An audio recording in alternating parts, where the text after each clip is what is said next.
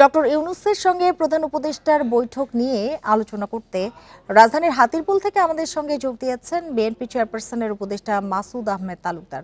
যারা মাসুদ আহমেদ তালুকদার, আপনাকে স্বাগত জানাচ্ছি ইন্ডিপেন্ডেন্ট টেলিভিশনে। যেটি শুরুতে আপনার কাছে জানতে চাই যে ডক্টর ইউনূসের সঙ্গে এই যে আজকের বৈঠক বিএনপি, জামায়াত এবং এনসিপির, পরিস্থিতির কি কোনো পরিবর্তন হলো এই বৈঠকের ফলে? এই ঈদে জামা জুতো অ্যাকসেসরিজের ডিসকাউন্ট। দেখুন, আপনাকে ধন্যবাদ এবং আমার বক্তব্য যারা শুনছেন, আপনি দেখেন আজকে দিনের শেষ ভাগে বিএনপির সঙ্গে মাননীয় প্রধান উপদেষ্টার একটি বৈঠক হয়েছে এবং তার আফটার ইফেক্ট যেটা দৃশ্যমান হওয়ার কথা বা হতে পারে বা হওয়া উচিত, সেটার জন্য পর্যাপ্ত সময় অতিবাহিত হয়নি। তবে দুই পক্ষের বক্তব্য শুনে যে জিনিসটা বোঝা গেল সেটা হলো এই যে একটা ভালো কিছুর ইঙ্গিত সামনের দিকে, অর্থাৎ সভাটা যখন, বৈঠকটা যখন ফলপ্রসূ হয়েছে বলে দাবি করেছে, তখন এটা নিশ্চিত যে হ্যাঁ, যে সমস্ত বিষয়গুলো নিয়ে নানা রকম দাবি দেওয়া এতদিন চলমান ছিল সেটার একটা অগ্রগতির দিকে অগ্রসর হচ্ছে বলে প্রতীয়মান হচ্ছে আপাতত। এবং এটা খুব স্বাভাবিক যে আপনারা লক্ষ্য করবেন যে বিএনপি আজকেও খুব গঠনমূলকভাবে এই কথা বলে।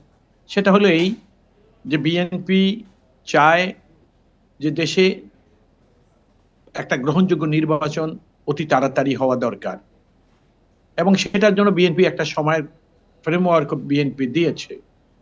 আবার অন্য অন্য দল বিএনপির সঙ্গে কিছুটা দ্বিমত পোষণ করছে, কিন্তু বেসিক জায়গায় আমি দেখলাম প্রত্যেকেই মোটামুটি একটা কাছাকাছি।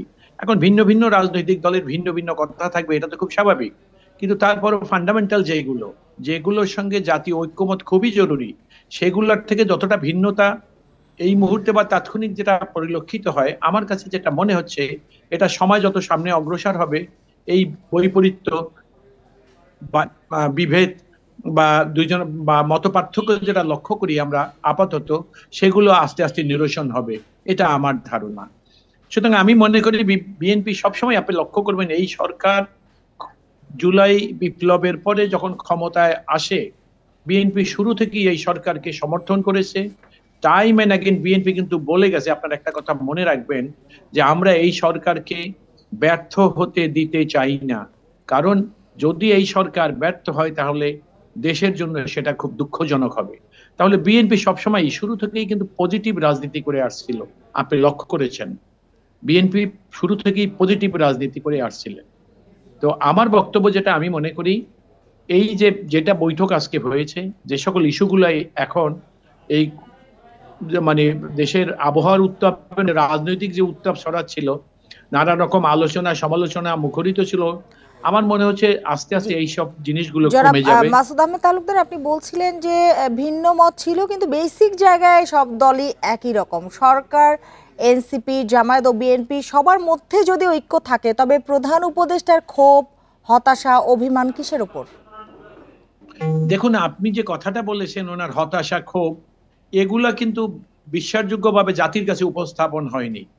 কারণ আপনি লক্ষ্য করবেন মাননীয় প্রধান উপদেষ্টাকে উপলক্ষ্য করে নানা রকম গুজব কিন্তু চলছে সমাজে, এবং আপনারা এটা খুব পরিষ্কার ভাষায় আমি আপনাদেরকে বলে দিতে চাই যে উনি ওনার মুখ থেকে অথবা ওনার জনাব মাসুদ, দায়িত্ব পালন করতে না পারার যে ক্ষোভ, সেই ক্ষোভ থেকে প্রধান উপদেষ্টার পদত্যাগের ভাবনা থেকে যে রাজনৈতিক জটিলতা তৈরি হয়েছে, সেজন্যই তো আজকের এই বৈঠক ডাকা হয়েছে। আমি আপনার সঙ্গে দ্বিমত পোষণ করছি। চলমান রাজনৈতিক বিষয়গুলো নিয়ে আলোচনার জন্য ডেকেছে, আর আমি আপনাকে যে কথাটা বলেছি আপনি আমাকে থামিয়ে দিলেন, আমি তারপরে ওই কথাটাই আবার বলছি যে মাননীয় প্রধান উপদেষ্টা, তার মনের মধ্যে বিরূপ প্রতিক্রিয়া হয়েছে কোনো না কোনো কারণে, এরকম তার নিজের মুখ থেকে এখন পর্যন্ত কিছু বলেননি, তার অফিস তাকে কোট করে কিছু বলেন নাই, তার সরকারের মুখপাত্র কোনো কিছু বলেননি।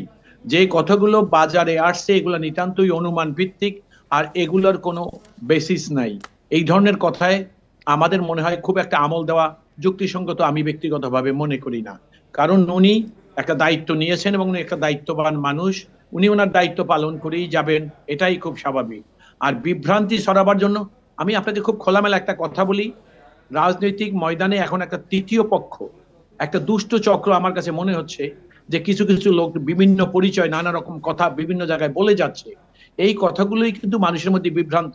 এই আপনি দেখবেন যে গুজব ছড়াচ্ছে, এই গুজবের সেক্ষেত্রে জন্মদাতা আপনার কাছে একটু জানতেই চাই, আবারও আপনাকে থামাচ্ছি এজন্য আমি দুঃখিত। বর্তমান রাজনৈতিক যে সংকট, সেই সংকটে শান্তিপূর্ণ সমাধান সম্ভব বলে আপনি মনে করছেন?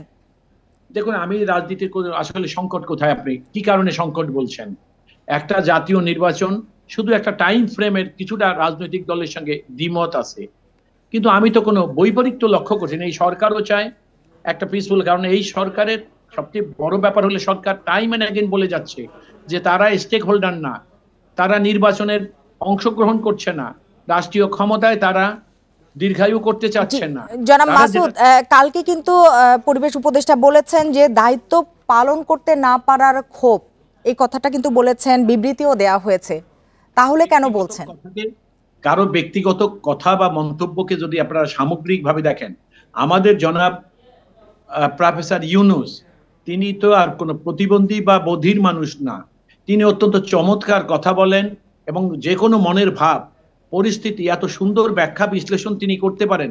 সুতরাং তাকে কোট করে অন্য কোনো ব্যক্তি যখন কোনো কিছু কথা বলবে, তার মধ্যে সীমাবদ্ধতা আছে এবং নিতান্তই সেটা তার ব্যক্তিগত কথা বলেই আমাদের ধরতে। এটাকে এত ব্যাপক বা বিরাট ভাবে বিচার বিশ্লেষণ করা বা গ্রহণ করা আমি ব্যক্তিগতভাবে যুক্তিসঙ্গত মনে করি। আপনার বক্তব্য স্পষ্ট। জনাব মাসুদ আহমেদ তালুকদার, আপনাকে অনেক ধন্যবাদ আমাদের সাথে যোগ দেওয়ার জন্য, আমাদের সময় দেওয়ার জন্য।